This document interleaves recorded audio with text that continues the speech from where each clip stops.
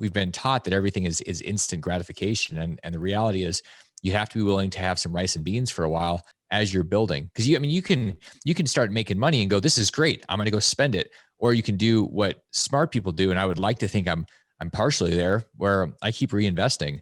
And people say, well, when can I spend the money? And I go, you're missing the point. Every time you spend the money, you're killing your soldiers.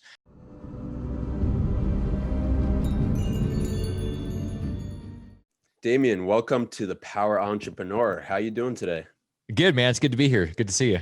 It's good to have you here. So, I've been looking at your background and how you kind of came up in the business world, but I want to hear from you a little bit first, even a little before what everybody knows. How did you grow up, and what inspired you to enter the financial, space in the business world? When I was growing up in Alaska, which is a unique place by itself, just because I was literally dodging moose and polar bears and things as I grew up. One of the things that I remember really vividly was being told we were broke, because we were relatively poor and broke. So broke is just a money thing. Poor is a state of mind. It's a spiritual thing. And I had both messages coming at me. We have no money and we are poor. And so I think the inspiration from all that growing up in that space was I was annoyed and frustrated. And I didn't say, okay, I guess. And I hear a lot of people saying, well, I'm from the ghetto, or I'm from this terrible place, or rural Iowa, or whatever it is. And it's an excuse. And I go, I was from basically Mars. And so, I could have all the excuses in the world. And what I did is I used it as a motivator. So I went out there and started hustling. Like our friend Grant Cardone says, you got to go out there and hustle, man. You got to hustle faster. You can't do the Tim Ferriss move and work 4 hours a week. Like, if you want something, you got to go earn it. And that's what I started doing. I see a lot of people now that are more snowflakey, where they want it to happen for them. And I go, you got to get out of bed, man. You got to go do it. You got to work. And so I just started doing that. Started businesses when I was 11. And from there, started more than 50 companies. And it was just because I didn't accept the narrative that I was in a box, that here's my life plan, somebody else's plan. I wanted to create it. And so I kept bucking that thing, which I think most entrepreneurs do. Right. So, it's interesting that you kind of mentioned how a lot of people these days are they got very comfortable, right?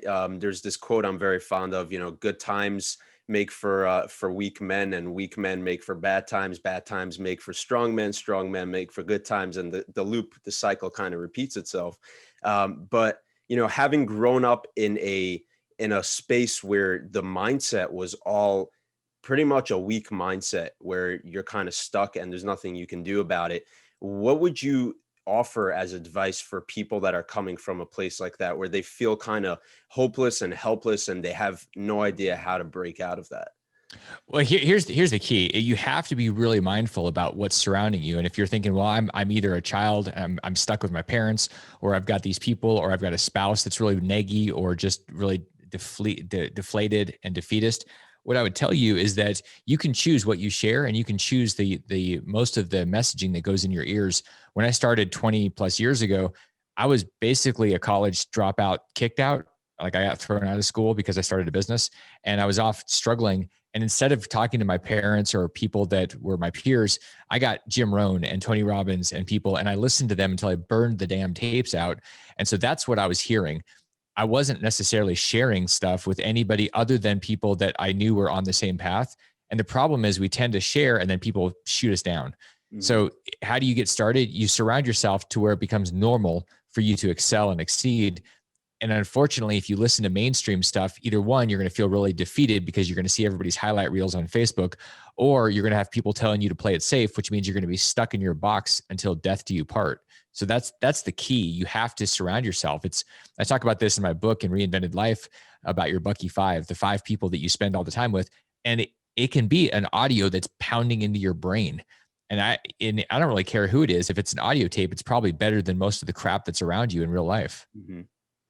Interesting. So, once you hear all that, I find that, especially for the younger entrepreneurs, they're still fearful, right? Because we grow up and we're never taught how to deal with the real world. Nobody really teaches business properly in schools. They don't teach you finances. They don't teach you any of this. So even if you're listening to great people like Grant Cardone, Tony Robbins, you're working on the mindset, you're getting the information you need for business, but you're still fearful when it comes to entering the real world and actually putting it down and taking action. So what are some great first steps for somebody that's starting their business, especially when they're afraid to make that big move?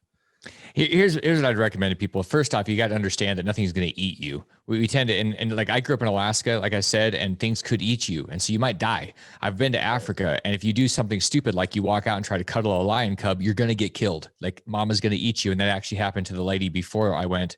A couple weeks before I was on tour, she tried to cuddle. So if you're trying to cuddle with lion cubs, you're going to get eaten. If you're not doing one of those two things, you're not going to get killed. And that's the thing. People are afraid of either judgment or dying. And usually they think judgment is dying. So one off, you just got to go out there and be willing to bleed. And people go, oh, no, I can't do that. Well, we've been coddled. Okay, let's assume we've been coddled. What do? You say, well, I want to start, but I am afraid. Great. Go find a bald gray mentor and say, I would love some advice. Here's what happens when people show up on LinkedIn and they ask me for advice. I say, great. Okay, here are 2 books to go read. And they go, oh my gosh, 2 whole books. And I'm like, I'm going to disconnect from you because you're wasting my time. You want to go read what I suggest? You want to go take a step? I'll give you advice. I'll give you ideas. And so will most mentors if you'll do the work. But people tend to come to me and other people and they say, well, what's the hack? Like I've listened to Tim Ferriss and I want to do it in 4 hours. And I'm like, stop listening to Tim. I liked him. I think he has great stuff, but the reality is you're not going to become wealthy or free. It's going to be financial bondage and slavery forever if you don't do the work. So really it's looking for somebody that you resonate with, that you respect, that you can say, hey, I'm looking for the next step, because it's different for you. And it depends on how much you're willing to give. Nobody is going to do it for you. That's the first thing you have to understand. And is there a way to learn it? No, you have to do it. That's how you learn it. People tend to think I can read a book and then I'm done. Or if you give me the great hack, or if I just follow everything, sometimes you have to go into the darkness of the woods. It's Joseph Campbell's The Hero's Journey. That's what actually happens in real life. And if you don't do that, then just understand you're going to be a weak slave the rest of your life. I mean, that's the reality. It's a choice. Right. You gotta stop. I know that's really inspiring that, weak slave, but the reality is most people are going to be in that space. Mm-hmm. I mean, interesting. You should mention Tim Ferriss. I think when it comes to him, what he's figured out is not how to not work hard, but how to work hard and do so kind of effortlessly. He's found a way to kind of take what he's doing and enjoy what he's doing, and to break it down into really small and easy to attain kind of steps. So talking about entrepreneurship, have you seen any way for people to do that? Because like you said, a lot of people are trying to skip the difficult part. But at the end of the day, you need to live in it anyway. So do you know of any advice for people that are trying to skip it, but since they have to do it anyway, to kind of make it a little bit easier for them to get it done and to keep getting it done? Well, there's no easy way. I mean, let me just make a distinction. There's simple and there's easy. Simple is taking the steps to do the work. Easy, there is no easy, because if you think you're going to do something, the reason I give Tim's stuff a hard time, if you say, okay, I'm going to do this, I'm going to leverage other people, I'm going to have VAs, I'm going to work 4 hours a week, and it's going to be great because I found these hacks. Somebody else is going to work 10 hours a week. They're going to 2.5 times you, and they're going to flatten you. And so that's the problem. You're going to have somebody else because people are hungry.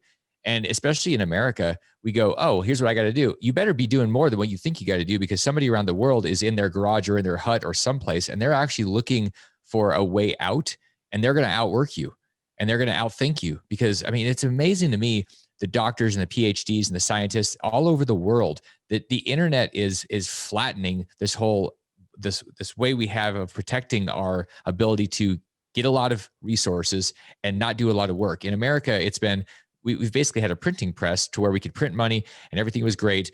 The problem is you've got a lot of smart people that are creating faster and working harder.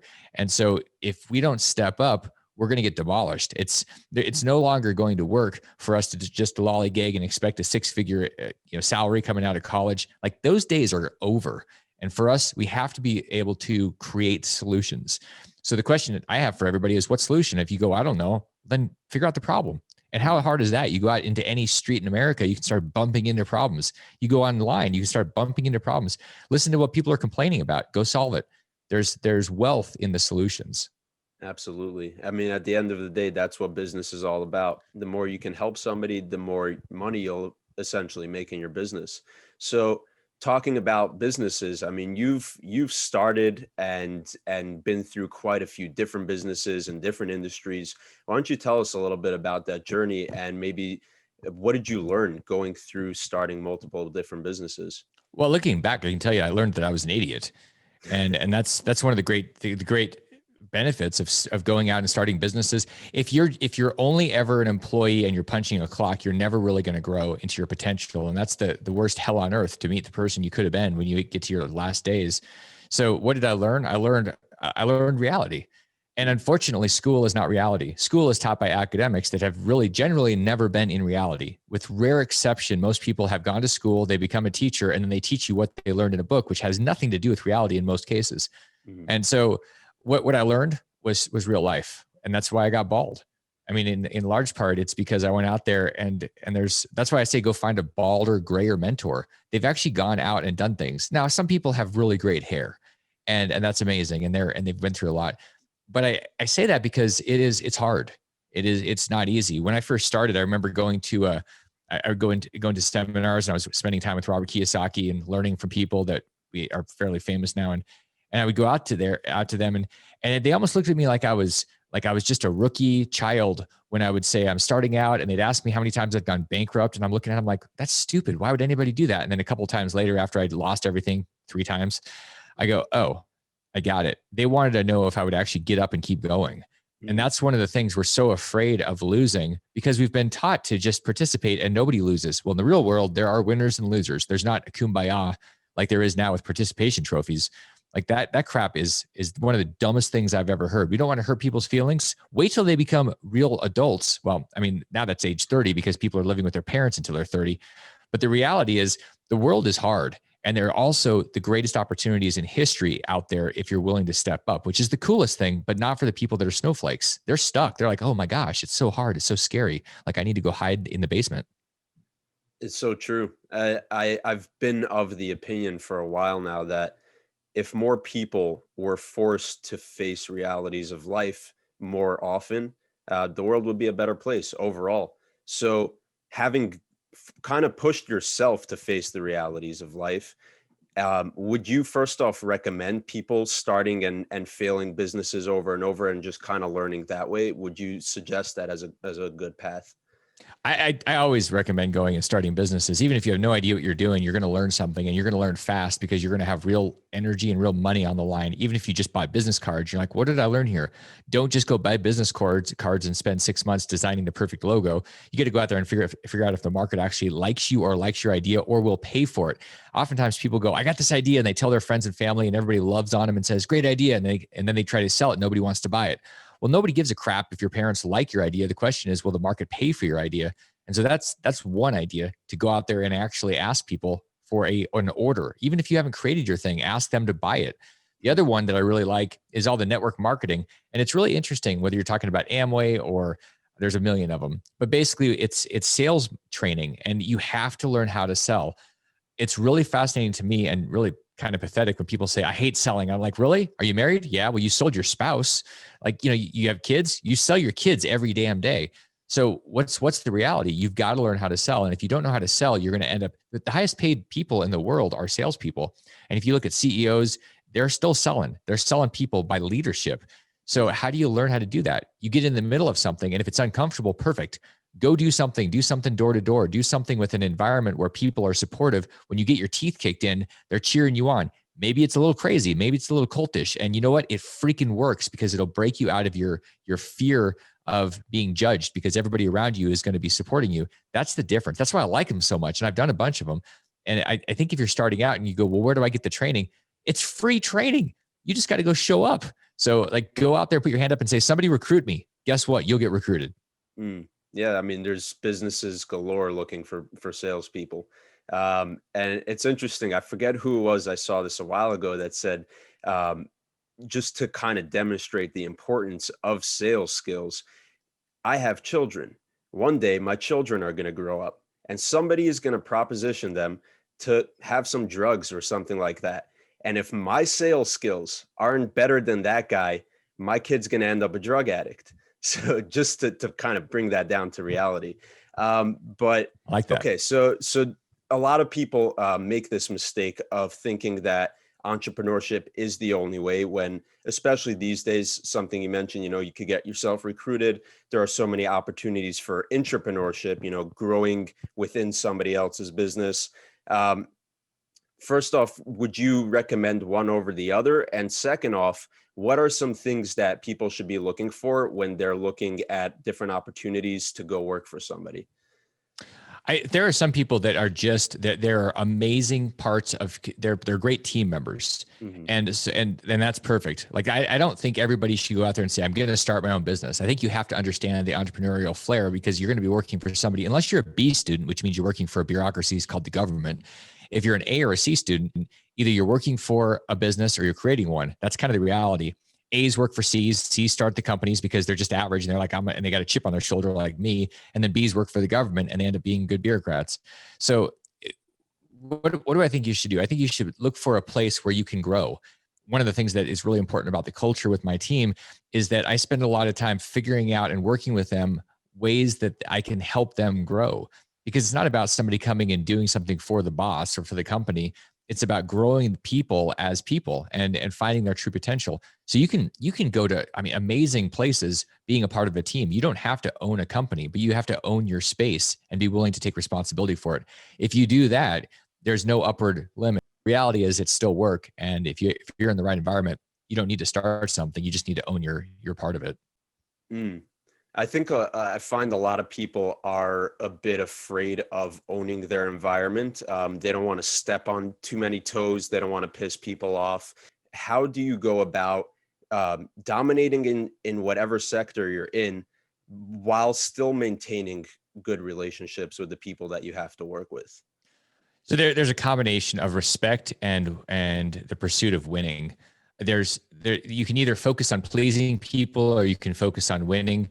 You can I got fired from my last job about 10 years ago as a volunteer because I was focused on winning, and I didn't really care that they didn't like me. Well, they didn't want me around because I was there to do one thing. It was a political campaign. I was there to win. And so if you're in an environment with a business, it's cool to be focused on winning. It's not just about kissing ass.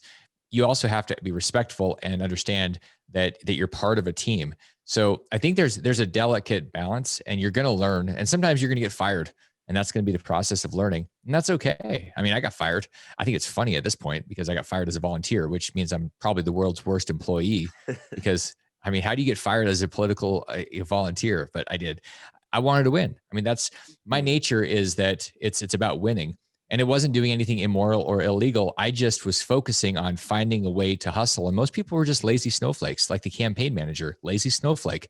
He was a good bureaucrat. He was like one of those B students, and he just wanted another job at the next thing. And so you have to decide, do you want it? Are you just a time, like a clock puncher, or are you actually there to bring in new, fresh ideas and create solutions inside that organism? That's what's valuable.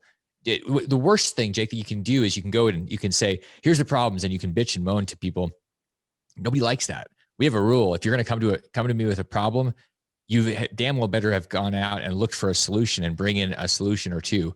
It's got to be rare that you're coming in just to vomit on me with the problems. I want to know that you've thought about this and you're part of the solution, not just creating more problems. It's so true. I mean, it's interesting that society these days tends to, speaking of politics, to look to politicians to kind of hear them out and be a good listening ear more than they look to politicians to be more solution oriented. But speaking of solution oriented, at the end of the day, like we said, that's what business is all about. It's about solving problems for people. But going into business a little bit deeper. So many people these days have started their own business, or even if it's just a side hustle. But unfortunately, most people never get their business to a place where it is not only providing them a livelihood, but also excelling and bringing in more money that they can properly live, because at the end of the day, while everybody needs to start a business to help other people, we're not starting businesses just to be helping other people. At the end of the day, we're also trying to live a more free life. That's kind of what draws people into entrepreneurship. So what are some things that people are probably overlooking that they should be focusing on in their business to keep their business growing and to get it to that place? I think you have to start thinking about rice and beans. And what I mean by that is if you look at any success, anybody, it doesn't matter whether you're talking about Justin Bieber or Mark Cuban, there are years and years and years of working their butts off, and they didn't just pop up one day and say, oh, you know what? I worked and I was doing it for me. They were doing it because they were building themselves. They were creating something. And if you're yes, we have to eat, but the reality is you can build a business or you can build a life. And if you try to do both at the same time, you're going to have a squishy version of crap on both sides. You've got to be really there's seasons.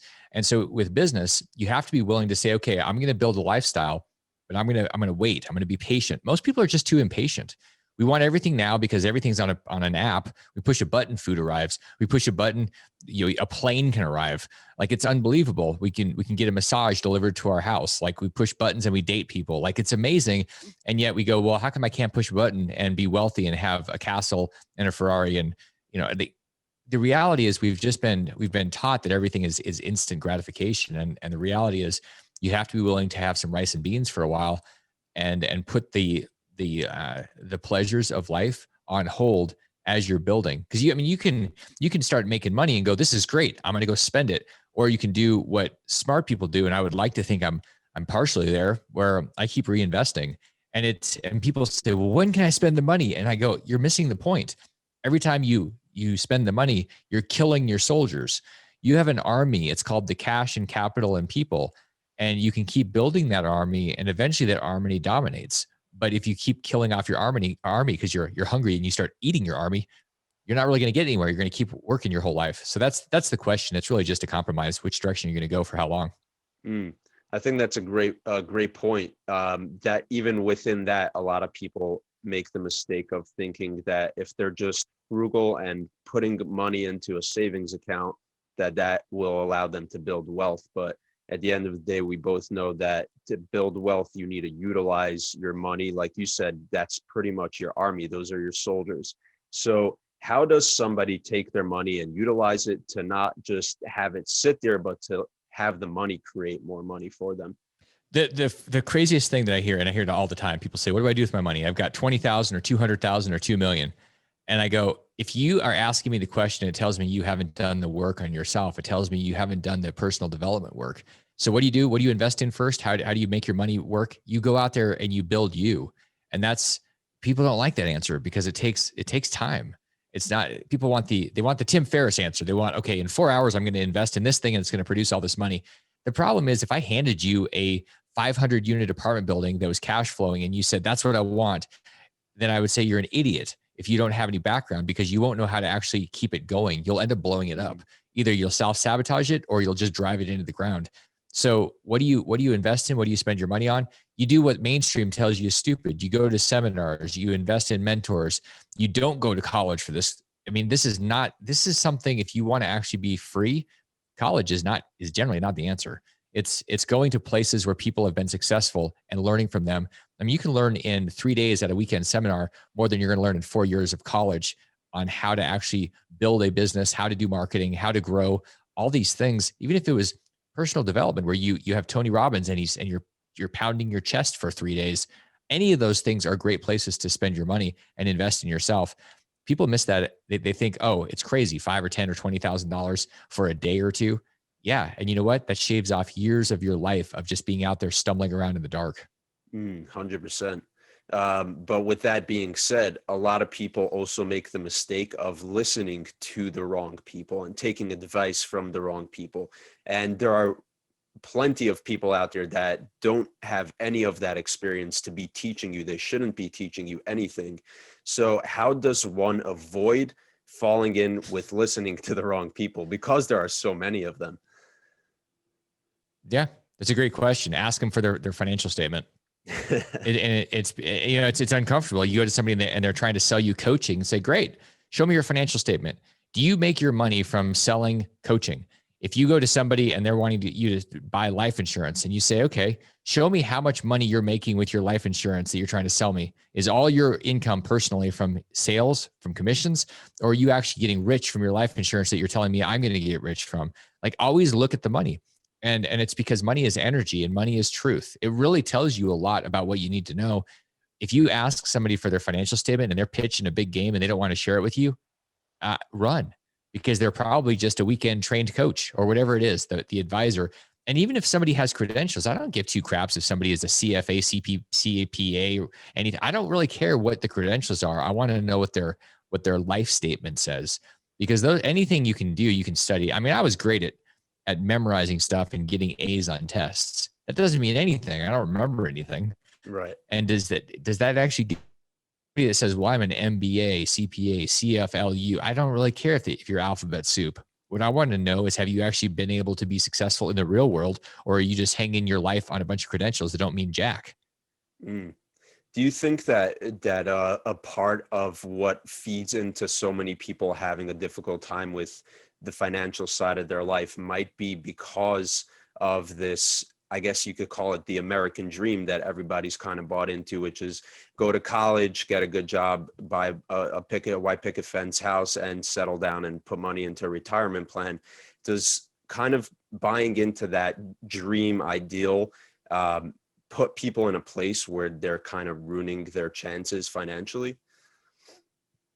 Well, yeah, because we're buying into a pitch from Madison Avenue. It's somebody else's agenda to get us to take on a mortgage, to do a 401k with some Wall Street firm, to go to college for these corrupted institutions that are overcharging and indebting people, that basically is enslaving an entire generation. So yeah, I mean, here's the alternative. You think about what you want for your life, and then you design your life based on what your vision is. What people do is they go, oh, this is the playbook, and if I don't do this, you get condemned by people. When I went to college and then I dropped out, got kicked out, that whole thing, I had people for years, parents, friends, saying, when are you going back to college? When are you going back to college? And I'm like, I'm not going back to college. But I didn't say that at first. In my head, I was saying it, and then I went back and I went 4 times. And it was because I was trying to make other people happy. And I wasted years of my life screwing around trying to get some piece of paper that didn't mean jack crap. And so if you follow somebody else's playbook, and I'm not saying you shouldn't listen to your parents, but at some point you should stop listening to your parents. And it's because you have to decide what is best for you, and nobody can tell you that. You have to figure that out. Mentors can help guide you, but ultimately it's your life. You've got to look in the mirror every day. So the American dream, I mean, whose dream? What dream is that? It's a marketing agenda for different companies and different people. Maybe it has nothing to do with your dream. Maybe you want to go have coconuts on a Thai beach, and that's your vision, and you want to be a nomad. That's cool. What does that have to do with anything that is that classic American dream? Nothing. But it's about freedom, and it's about your vision for your life. Couldn't agree more. So taking that into, financial underdogs, that's where you're helping other people kind of figure all of that out. And I kind of like that the logo kind of puts an emphasis on the FU. It's kind of like, screw the system for a second. You need to figure out a path that works directly for you. Like you said, the American dream is somebody else's dream, and you need to figure out your own. So what exactly is Financial Underdogs all about, and how exactly do you guys help people? Well, the premise of Financial Underdogs is truth. It comes down to the truth, and the truth is true for you. When I went through my process and I built up a big portfolio and I lost $20 million and started over, I spent 2 years asking that question: what is true? And I had to get really, really hardcore with myself. And I found out, oh, you know what? Here's what's true. You were a douche. You were terrible. And I learned that when I actually asked hard questions. So FU is all about finding out the truth for you. That's part of what FU stands for. It's for you. And it's also an FU to the system that's trying to get us enslaved into the damn matrix. So it's about being hardcore about numbers, about reality, about money, investing, about the corruption of places like Chase Bank. A company that pays $1 billion fine for screwing over the silver and gold markets for a decade, and then makes $1 billion in 2020 in that market. So, criminal organizations like that, and this is just, this is the news. These are actual truths and facts. If you don't understand that these systems are not meant to support you, they're meant to feed on you, then you're forever going to be a slave.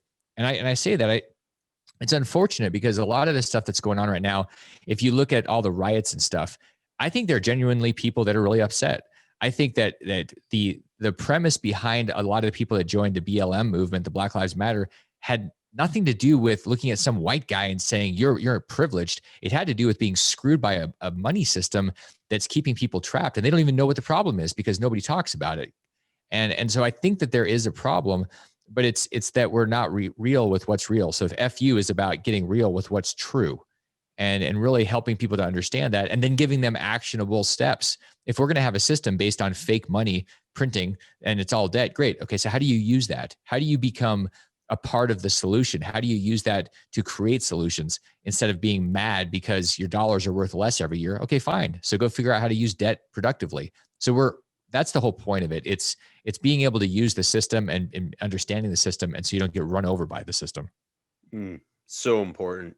So over all the time you've dealt with countless entrepreneurs and different people from all walks of life at this point that are trying to get their finances in place. The question that we like to kind of wrap up the show with every time is, from your perspective, what is the difference between an entrepreneur, because they're a dime a dozen these days, and a power entrepreneur? The power entrepreneur sticks with something and they can't be shaken. So if you've ever read any of Hal Elrod's books, the guy that wrote The Morning Miracle, he talks about unwavering commitment and focus. And a power entrepreneur is willing to go and be alone. And when everybody says you're crazy, the power entrepreneur says, I'm going to keep working. I'm going to keep going. And there's a point where it's delusional, but oftentimes it's a 1% difference between delusional and then boom, it works. And now you're the power entrepreneur. You're the brilliant, billionaire. And so a lot of this is just resiliency, and it's staying committed because you've got a vision and you're holding the vision. So the ultimate question is, how long can you hold your vision and stay working on it? That's where the power entrepreneurs come from. It's the ones that hold the vision longer. I love it. At the end of the day, the only difference between a success and a failure is the success stood up just one more time and kept going. So how can people find you? How can they find the podcast? How can they find your books? Best thing to do is visit financialunderdogs.com. You can find it on Apple. You can go to the website and listen to the stuff, and then you can find my books there. But Financial Underdogs is going to give you a chance to hear more. And one of the reasons I do this is because we're missing a candid conversation. Jack Welch said this years ago, the biggest missing piece in business is candor. And so I bring to the table candid thought, candid conversation, ideas that are probably going to get censored because we have more and more censoring because of the tech companies that don't want certain things talked about. So unfortunately, most people aren't going to hear this type of message. If you want the real truth, as long as it's not pulled off the platforms, Financial Underdogs is where you're going to hear it. Awesome. Damion, thank you so much for joining us. It's been a real pleasure. Likewise. Thank you very much for having me.